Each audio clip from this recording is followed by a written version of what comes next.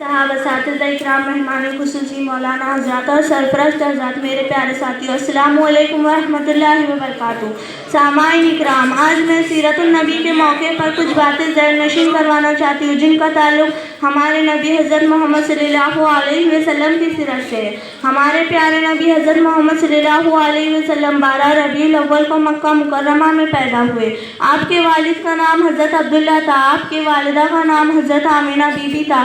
آپ صلی اللہ علیہ وسلم کے دادا حضرت عبد المطلب نے آپ صلی اللہ علیہ وسلم کا نام محمد رکھا۔ آپ صلی اللہ علیہ وسلم کا تعلق قبیلہ قریش سے تھا۔ ہمارے نبی حضرت محمد صلی اللہ علیہ وسلم بچپن سے ہی مہربان اور ایماندار تھے۔ قرآن پاک ہمارے نبی حضرت محمد صلی اللہ علیہ وسلم پر نازل ہوا۔ 25 سال کی عمر میں آپ صلی اللہ علیہ وسلم کی شادی حضرت خدیجہ رضی اللہ تعالیٰ عنہا کے ساتھ ہوئی۔ آپ صلی اللہ علیہ وسلم اللہ تعالیٰ کے آخری نبی ہیں۔